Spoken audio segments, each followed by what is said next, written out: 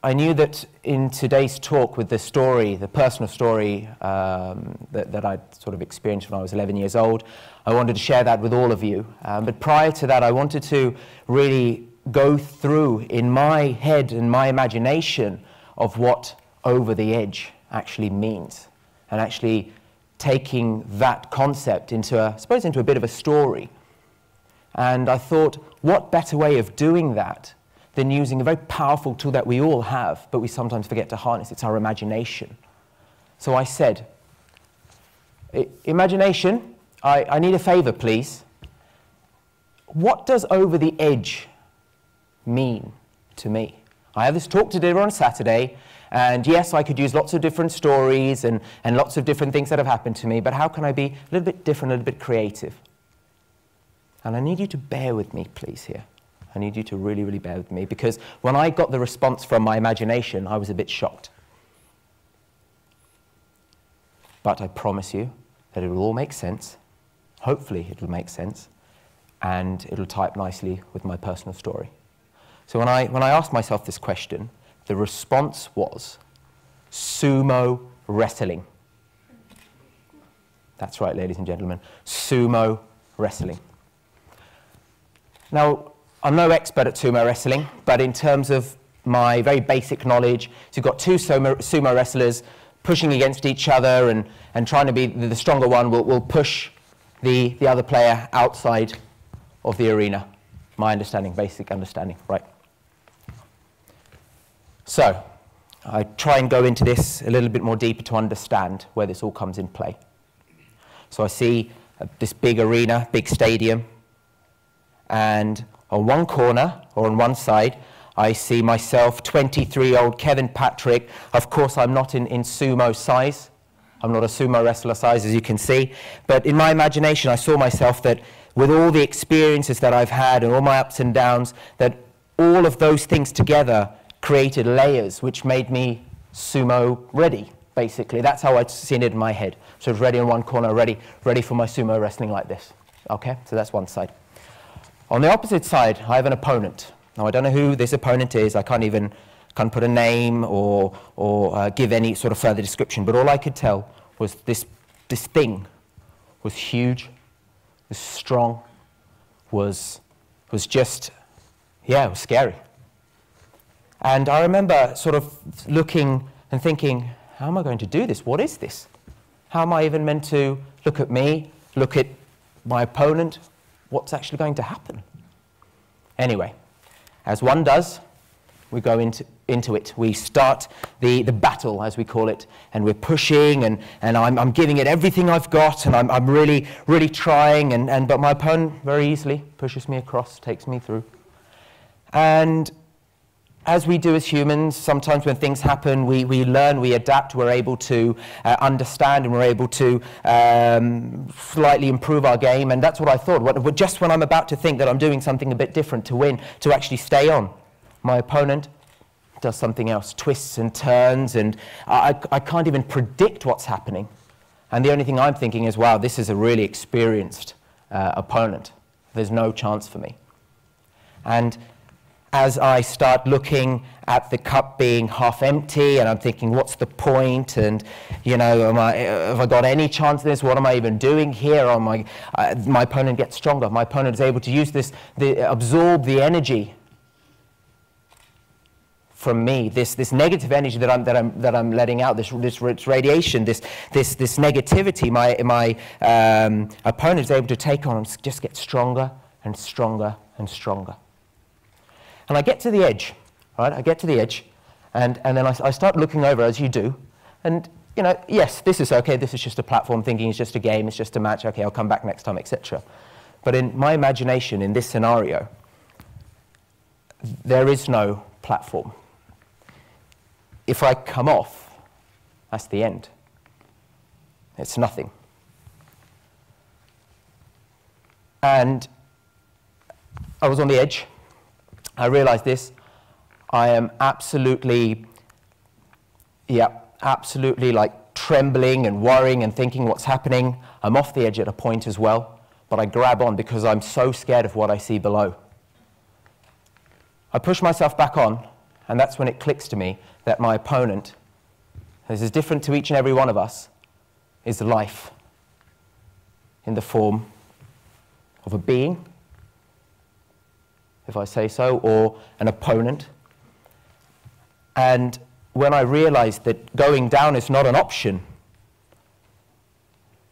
and I start thinking to myself that I have to do this, and I will do this, and that I can do this, just as how my opponent was gaining strength from my negativity, I was actually starting to gain strength from my positivity. And I'm getting stronger, and I'm getting better. Now, there's something funny about this game. I can never win. I can never push life off this. But I can stay on the arena. And I started to feel blessed, and I started to have gratification in terms of where I was. I was thankful that I had this opportunity, and that made me stronger. The perseverance of thinking, I'm not going to give up, I'm going to keep going, that made me stronger. That fighting, that consistency, that confidence that I can actually do this made me stronger.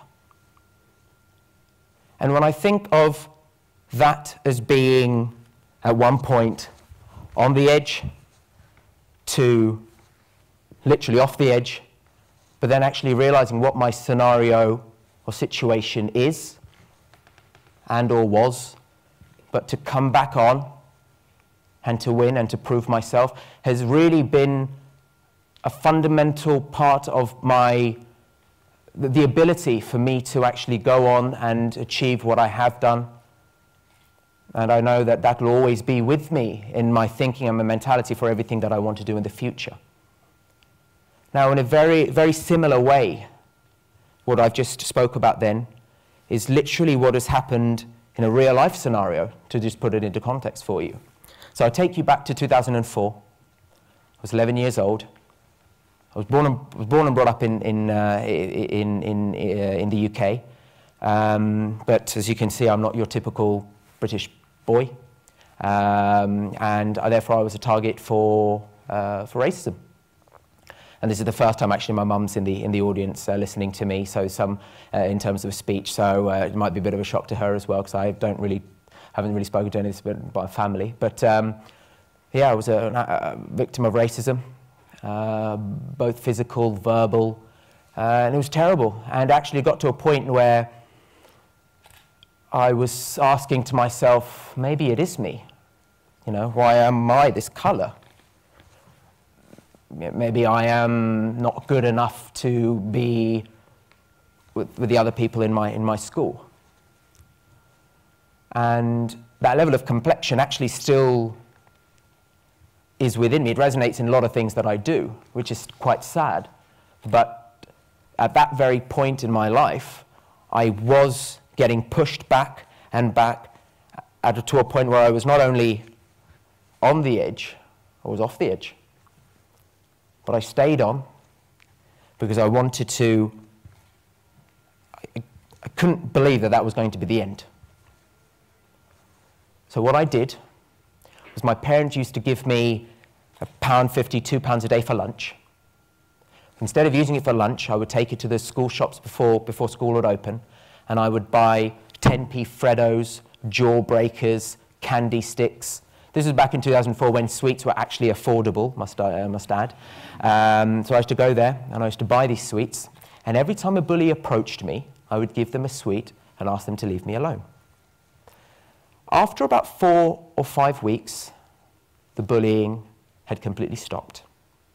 And I realized that there was this, obviously there was this opportunity, this market, but as an 11-year-old, I don't know if it clicked with those exact words, but I knew that people were crazy for sweets. And I must also add that that was the year that Jamie Oliver had decided to take all the sweet vending machines out of schools and replace them with healthy things.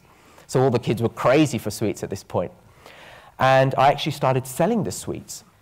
And it went from me going into school with pockets full of sweets to 3 or 4 months down the line where I was walking in with 4 or 5 messenger bags of sweets, walking into school and selling. And my mum, my poor and lovely mum, used to take me to wholesalers where I'd negotiate with the managers, and a part of our conservatory at home was a bit like a warehouse where I'd stock the sweets and take them in. And for me, that sparked this entrepreneurial flair within me. Now, my particular story, of course, relates to me becoming an entrepreneur and of course other things, but of course I think the concept works for anyone and everyone of any sort and form of career or anything that you want to be doing in a particular scenario in your lives. And for me, having that experience, of course, had given me that, as I said, this entrepreneurial flair, but this determination and this acceptance that if you put your mind to it and you realize that there is always a way out and there is always a way to succeed. It might not happen the first time, it might not happen the second time, it might not even happen on the 10th time, but if you keep at it, something will click. You may need to think literally outside of the box. You might need to see the resources that are around you, the things that you take for granted that you don't actually see. That could be huge amounts of support and help for you. You just have to look, grab, utilize, and make something amazing happen.